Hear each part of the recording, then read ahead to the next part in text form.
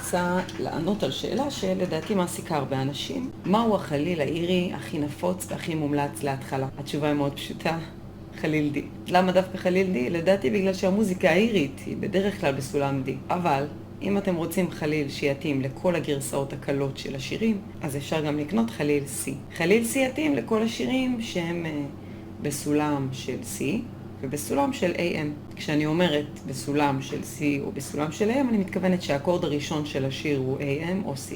אם אתם רוצים שירים אירים, אין שום ספק שכדאי לכם לרכוש חליל D, ובכללי חליל D מתאים לכל השירים שמתחילים ב-D, שהאקורד הראשון שלהם הוא D או EM.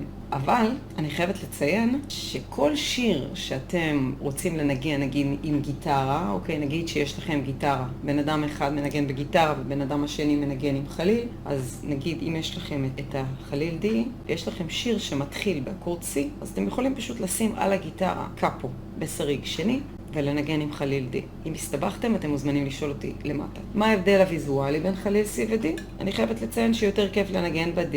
ה-D הוא יותר דק, ה-C קצת שמנמן. הוא נשמע, בעיניי, פחות טוב. אני פחות נהנית לנגן עליו, למרות שזה ממש יכול להיות אינדיבידואלי. החורים שלו יותר גדולים גם. אצבע קטנה, יותר קשה לה בהתחלה לחסות. כמובן שמתרגלים לכל דבר ואתם תדעו לנגן בהכל, לא משנה איזה אצבעות יש לכם. אבל אני אישית יותר נהנית מה-D עד היום. כיף לי לנגן עליו, ואין שום דבר שאי אפשר לפתור באמצעות קאפו. אם אתם כמובן עם גיטרה. אם אתם מנגנים בכלי אחר, אז זה עניין אחר. אם אתם עם מלודיקה, או כלי אחר שפשוט אין אפשרות לעשות לו טרנספוז. טרנספוז זה אומר שאפשר לשנות סולם. אתם יכולים לנגן את אותו אקורד, אבל שזה יישמע אחר. יש חלילים אירים בכל הסולמות. לי אישית יש גם E במול, B במול, E רגיל. אם אתם שואלים את עצמכם אם כדאי לקנות חלילים בכל הסולמות, אז זה הכל תלוי. אם אתם מנגנים עם חברה שיש להם גיטרה, אז לא צריך. החבר והחברה יכולים להתאים את עצמם לחליל שלכם ולשים את הקאפו בסריג הנכון. אם אתם רוצים לנגן עם מקור, עם גרסאות מקור של כל מיני שירים, אז כן, למה לא? שיהיה לכם את כל הטווח. אם אתם רוצים סולם אחר, אז יש חנות בארצות הברית שמכינה חלילים יחסית זולים.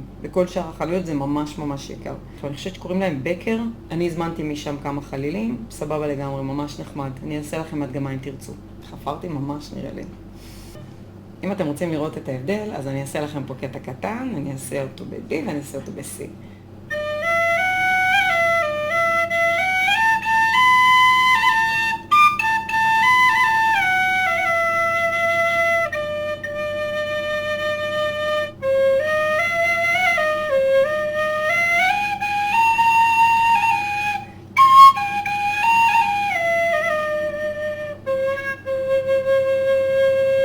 זה ההבדל.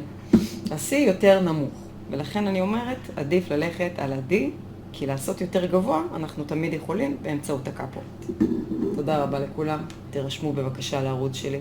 אם אהבתם את הסרטון, בבקשה תעשו לי לייק, מכיוון שזה מאוד חשוב, כדי להפוך אותי מבחורה סבירה לבחורה סבירה פלוס. שמחתי לעזור. אם יש לכם שאלות, לשאול בקומנטס, ואנחנו נתראה בסרטון הבא. שיהיה לכם יום מהמם.